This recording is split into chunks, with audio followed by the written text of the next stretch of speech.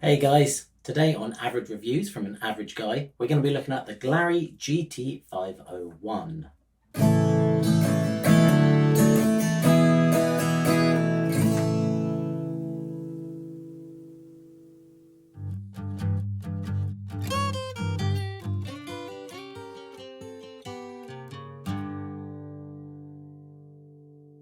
Alright guys, and welcome to another Average Review. So today we're looking at the Glarry GT501. Now, Glarry actually approached me via email and asked if I'd be willing to review one of their guitars. So I told them, yes, of course I would, but I would have to be completely honest with my review and my pros and cons, as I am with all of the products that I use. They said, no problem, so here we are. So the GT501 is a 40-inch full-size concert body with a cutaway. We have a laminate spruce top and basswood back and sides. We have a rosewood fretboard and bridge with a plastic saddle and nut. The tuners are unbranded closed back, and we have this cute little Glarry logo on the headstock there. But the impressive thing about this guitar and many of the Glarry instruments is the price. This guitar sells for £41.99 British pounds. Now that's roughly about $51. And this is with free shipping, a gig bag that also comes with a scratch plate that you can stick on yourself, and it comes with a key so that you can adjust the action as well. So what is a £41.99 guitar like? Well, I will have a little bit of a playthrough, you have a listen and a watch, and we'll come back to that question.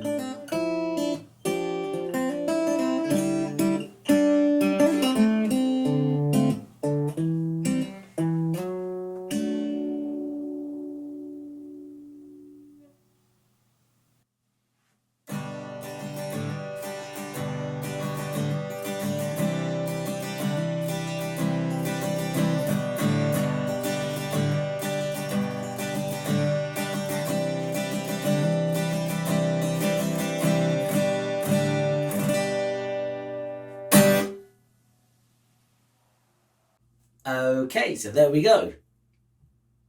I actually don't mind this guitar. The tone isn't terrible. I mean, it's not as great as some of my other guitars, but you know, I paid a lot more money than £41.99 for those. you've got your bass, your mids, your trebles, they're all coming through, they're all blending nicely, it's not muddy or tinny. You get a nice rounded tone. Now, the feel of the guitar is shockingly good. It's a really soft, buttery texture to the fretboard. The strings are the strings that came with, and they are reasonable. I think if we're going to continue with it, you'd want to do a string change and get a decent set of strings, on there for you. But the ones that come with are absolutely fine for a beginner.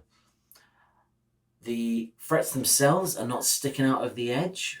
There is no catching as I played. The neck is a real chunky neck, and that actually makes it incredibly comfortable to play. It sits in your hand really, really nicely.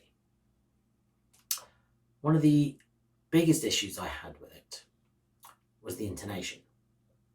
Now, it's pretty good across the board. You get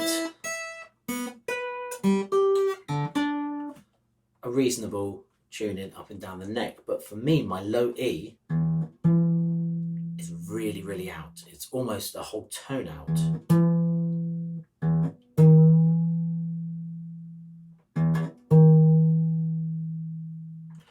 And that's a fixable issue. We could take the guitar to be set up, or you could play with it yourself and try and sort that issue out. But to make you aware, this is how it came out of the box. The tuners seem to be holding quite well as well. I've had no tuning issues since tuning up out of the box. It seems to be holding just fine, or just the same as other guitars in the cheaper range. Aesthetically, there are a few more issues, however. We have our fret markers that are not centered throughout the neck. Our 5th fret is our best and our closest, but 3rd, 7th, 9th and 12th just are not centered. It's not going to affect your playing, it's not going to affect the sound, but it is a visual thing. We've got the dots along the side as well, which are not quite centered. And for me, my 9th fret is actually missing. I've just got a hole where the dot should be. Again, it's not going to affect the sound, it's not going to affect the way you play, and it works perfectly fine, just making you aware. My biggest issue, and again, it's aesthetic and it's very shallow with me, but we have glue marks at the neck joint here and here. So this one here sits right in my field of vision.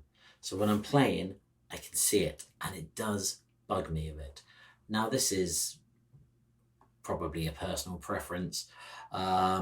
I'm sure a lot of people out there wouldn't mind, wouldn't notice, but that really does catch my eye every time I look down, which is a shame, as the rest of the guitar actually has a very nice look to it. So I would say that this guitar is a great beginner's guitar.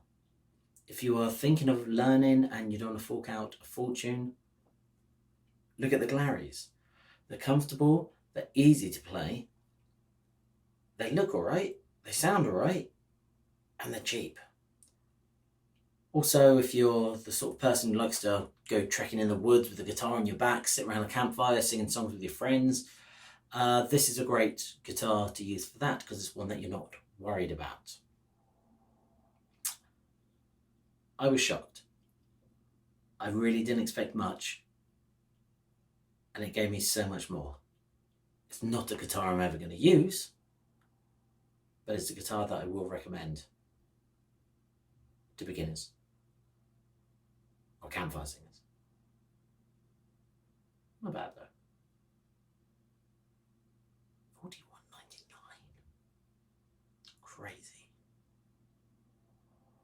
Pros and cons. Pros. This is a comfortable guitar to play. It's actually quite easy on the fingers. You can get yourself into chord positions easily. The neck is chunky, but sits in your hand just about right. So it's ideal for anyone starting or thinking of starting to play guitar. The tuners seem to be holding their tuning pretty well. I've not had any issues with that since I've had it, which has been for a week now. I've been trying this guitar out. It comes with a free gig bag. Now, it's not the most padded or protected in the world, but it does protect it from dust or just a little drizzle out there, and it's just another way of keeping your guitar a little bit safer. And of course, the price. It's so cheap, and this thing with free shipping, once it was shipped, I believe it arrived within 2 days from China, which again is fantastic. Cons. So the intonation has been my biggest issue with this thing, and the E string being that far out on the 12th fret really does affect as you move up the neck. So if I'm using a capo anywhere, I'm having to retune that E string. If I'm playing further up the neck in the 7s and the 9s, then I'm starting to hear that slight detune noise coming in, and it's not as sweet as it should be. It can be fixed, but a lot of beginners wouldn't know where to start with that. The aesthetics, although generally good, have a few issues. And they are just aesthetic, but for me, the guitar is a beautiful instrument, and these little things add up and just start to chip away at that beauty a bit. The glue showing, the fret markers being slightly off, all of these things just steer it a little bit away from that guitar beauty that I look for in an instrument. Other than that though, you have to think, compared to the price that you're paying and what you're getting, I think this thing is an absolute bargain. I would not recommend it for intermediate to advanced players, but if you're starting out, or if you just need another guitar to kick around and not worry about, I think this thing is ideal. For the price you pay, yeah, it's ridiculous. It's ridiculous how good this thing is. Like, I've played a lot of cheap guitars, and not one of them has come close to the playability of this instrument, which has absolutely shocked me. Shocked and stunned. So, well done, Glarry. I'm impressed. Thank you for reaching out to me. I will be recommending this to my students. It's not a bad guitar for the money. Okay, so that was the GT501 from Glarry Music. Let me know what you think down in the comments there. Have you played one of these before, or one of the other Glarry instruments? Or do you have your own very cheap but very good acoustic that I need to know about? Or even better, do you have a cheap, horrible acoustic that we need to be warned about? You know, the ones that just cut your fingers up as you're playing and your muscles in your hands start to hurt, and no matter how hard you push, you still can't get that F chord to ring clean. Hit me up. Let me know. Guys, I've really, truly been loving the comments on the other videos. There's a beautiful back and forth going on between what seems to be like-minded guitar geeks, and I'm just honoured to be part of this community, so thank you so much. As always, don't forget to like, share and subscribe, and you can follow me on Twitter or on Instagram. I've been Simon from Tomorrow Bird, just an average guy giving you an average review. Till next time.